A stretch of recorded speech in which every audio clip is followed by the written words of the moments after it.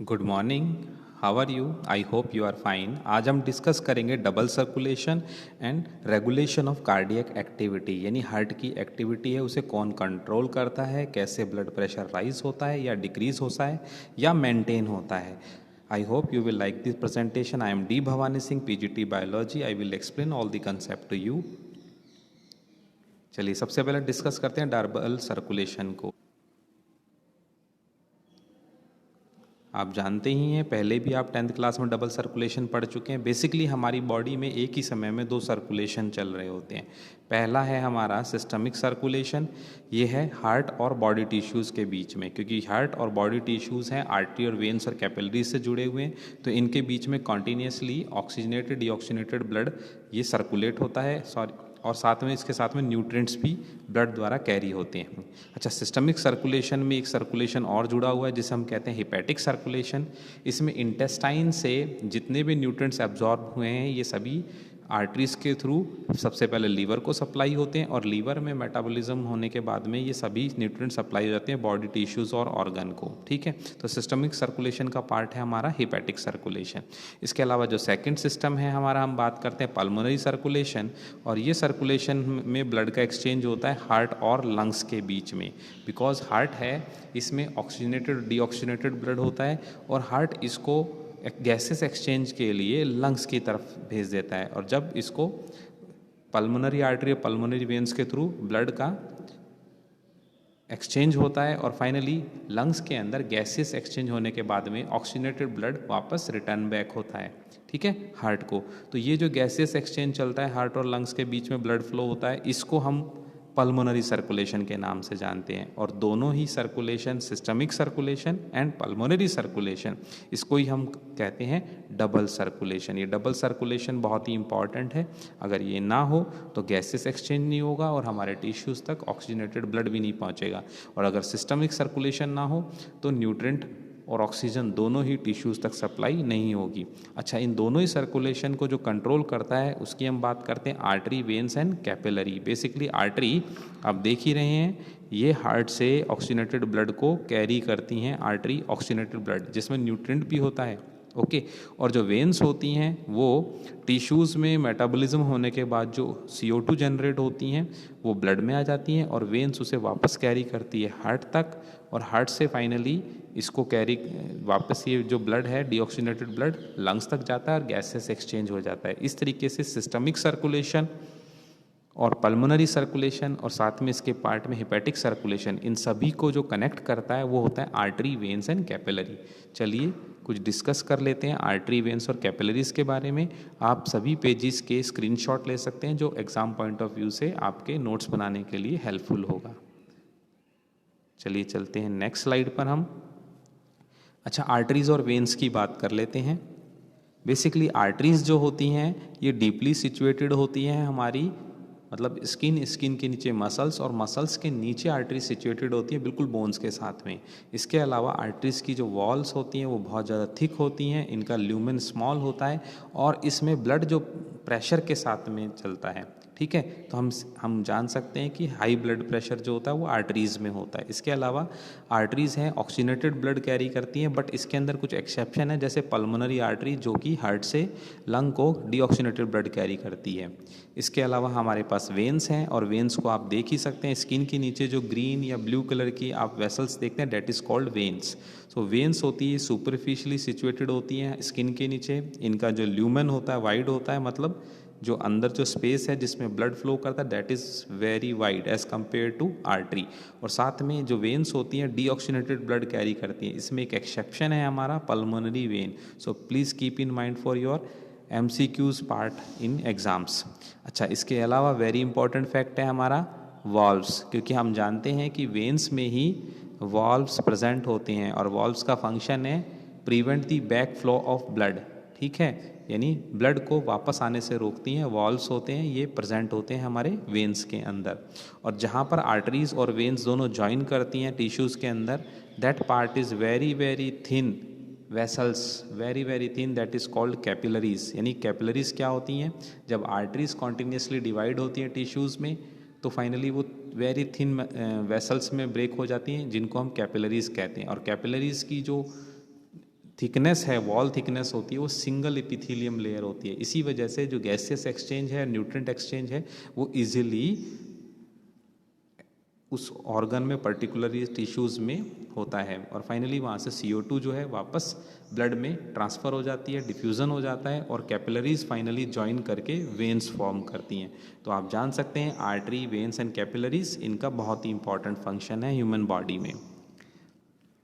अच्छा, regulation of cardiac activity. आप जानते हैं कि जो नॉर्मल हेल्दी पर्सन की हार्ट बीट होती है दैट इज़ 72 to 75 पर मिनट, यानी 1 मिनट में हार्ट 72 से 75 टाइम तक बीट करता है। इसमें आर्टेरियल कॉन्ट्रैक्शन भी है, वेंट्रियल कॉन्ट्रैक्शन भी है और फाइनली कंप्लीट हार्ट रिलैक्सेशन भी है। तो ये जो पूरा टाइमिंग है इस हार्ट के कॉन्ट्रैक्शन रिलैक्सेशन में, ये है अप्रॉक्सीमेटली 0. हम बात करते हैं 8 सेकंड के आसपास, 0.8 सेकंड के आसपास ये जो कंप्लीट टाइम है ये हार्ट एक्टिविटी का है, एक सिंगल साइकिल में है।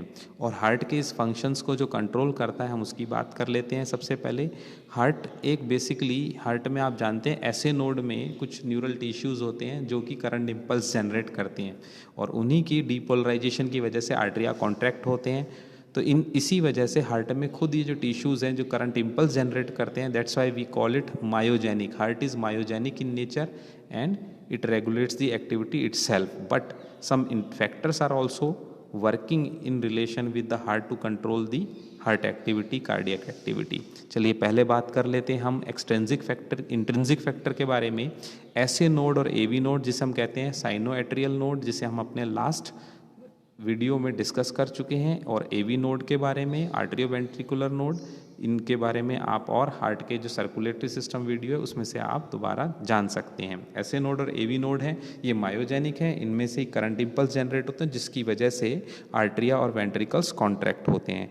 एक्सट्रिंसिक फैक्टर की हम बात करें तो ये कार्डियक कंट्रोल सेंटर होता है जो कि मेडुला के अंदर लोकेटेड होता है। आप जानते हैं मेडुला हमारे ब्रेन में लोकेटेड होता है और ये कार्डियोवास्कुलर कंट्रोल सेंटर हार्ट की एक्टिविटी को कंट्रोल करता है और इसकी लोकेशन होती है मेडुला पे। और मेडुला जो है ऑटोनोमिक नर्वस सिस्टम का पार्ट है, यानी automatically that controls the activity of heart. Okay, तो ये हमें ध्यान में रखना है बिल्कुल।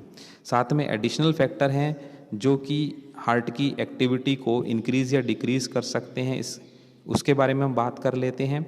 हार्ट से रिलीज़ होने वाली एरोटिक आर्च और कैरोटिड आर्टरी जो ऑक्सीनेटेड ब्लड को हार्ट से ब्रेन तक कैरी करती है, इनमें कुछ रिसेप्टर्स प्रेजेंट होते हैं और ये रिसेप्टर बहुत ही ज़्यादा सेंसिटिव होते हैं ऑक्सीजन और CO2 लेवल के में, क्योंकि ऑक्सीजन और CO2 का लेवल अगर थोड़ा सा भी चेंज हो जाता है ब्लड में तो ये रिसेप्टर एक्टिवेट हो जाते हैं और फाइनली ये मेडुला को मैसेज भेज देते हैं और फाइनली इसकी वजह से हार्ट की कार्डियक एक्टिविटी और हमारी ब्रीथिंग रेट दोनों ही चेंज हो जाती है, जिससे कि बॉडी में ऑक्सीजन लेवल को मेंटेन किया जा सके। तो इस तरीके से हार्ट मायोजेनिक है। इंट्रिंसिक, एक्सट्रिंसिक फैक्टर और साथ में एडिशनल फैक्टर हैं, ये इसको रेगुलेट करने में हेल्प करते हैं। आप इस पेज का स्क्रीनशॉट ले सकते हैं,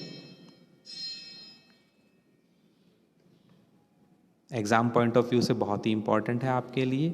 चलिए कुछ बात कर लेते हैं एडिशनल में कुछ हार्मोन्स का जो कि कार्डियक एक्टिविटी को कंट्रोल करते हैं। आपने कैटेकोलेमाइंस का नाम सुना ही होगा, जिन्हें एफिनेफ्रिन एंड नॉन एफिनेफ्रिन भी कहते हैं, जैसे जनरली हम adrenaline and non adrenaline hormone कहते हैं। बेसिकली किडनीज़ के ऊपर क्राउन शेप में एक स्ट्रक्चर होता है जिसे हम एड्रिनल ग्लैंड कहते हैं और इस एड्रिनल ग्लैंड के मेडुला से ही एक एड्रेनलिन हार्मोन रिलीज होता है।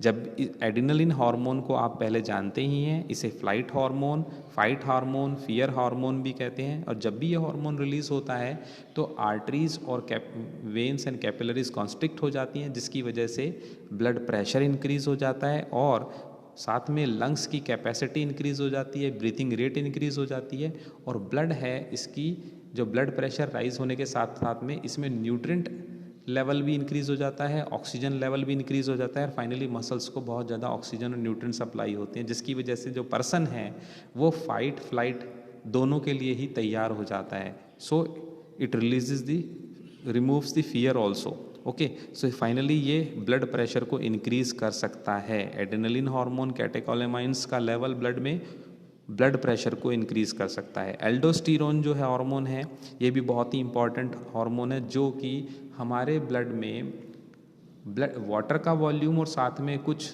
मिनरल्स और सॉल्ट हैं, इनके लेवल को भी कंट्रोल करता है और फाइनली ये हमारे ब्लड प्रेशर को मेंटेन करने में और कार्डियक एक्टिविटी को मेंटेन करने में हेल्प करता है।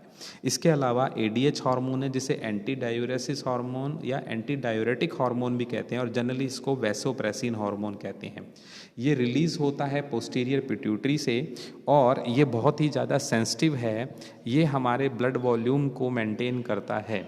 फॉर एग्ज़ाम्पल अगर ब्लड प्रेशर इंक्रीज़ हो चुका है तो एंटी डायूरेसिस हार्मोन का लेवल ऑटोमेटिकली कम हो जाएगा और फाइनली यूरिन फॉर्मेशन का प्रोसेस इंक्रीज़ हो जाएगा और extra water volume and minerals urine में रिलीज़ हो जाएंगे और फाइनली ब्लड प्रेशर की एक्टिविटी कंट्रोल हो जाएगी। तो इस तरीके से एडीएच वैसोप्रेसिन है, ये भी ब्लड वॉल्यूम को और हार्ट की एक्टिविटी को, कार्डियक एक्टिविटी को कंट्रोल कर सकता है। कुछ इन्वायरमेंटल फैक्टर्स भी हैं जिनका बहुत बड़ा रोल है कार्डियक एक्टिविटी को कंट्रोल करना।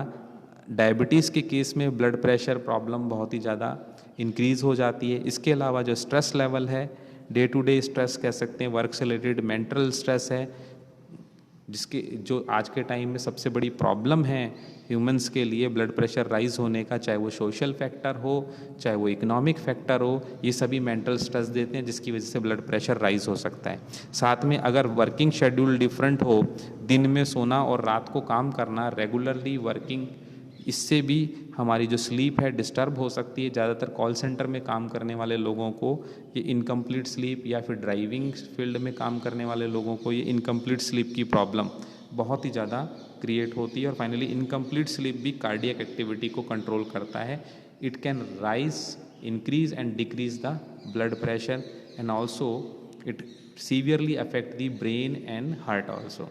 इसके अलावा एंगर एंड फियर, गुस्सा या कोई डर, ये भी कार्डियक एक्टिविटी को कंट्रोल करता है। तो हम जान सकते हैं कि हार्ट की कार्डियक एक्टिविटी को कंट्रोल करने वाले फैक्टर्स हैं, इंट्रिंसिक फैक्टर भी हैं, एक्सट्रिंसिक फैक्टर भी हैं, एडिशनल फैक्टर भी हैं, कुछ हार्मोन्स भी हैं और इन्वायरमेंटल फैक्टर हैं। अगर हम इन सभी हार्मोन इनके बीच में कुछ रेगुलेशन कर लें और इनको मेंटेन किया जा सके तो हम कार्डियक एक्टिविटी को कंट्रोल कर सकते हैं। That is very important for us.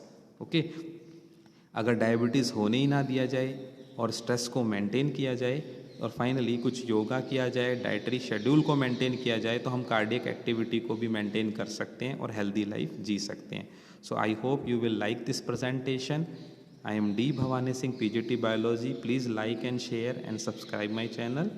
फिर मिलेंगे नेक्स्ट वीडियो में very soon. Till then bye bye, take care.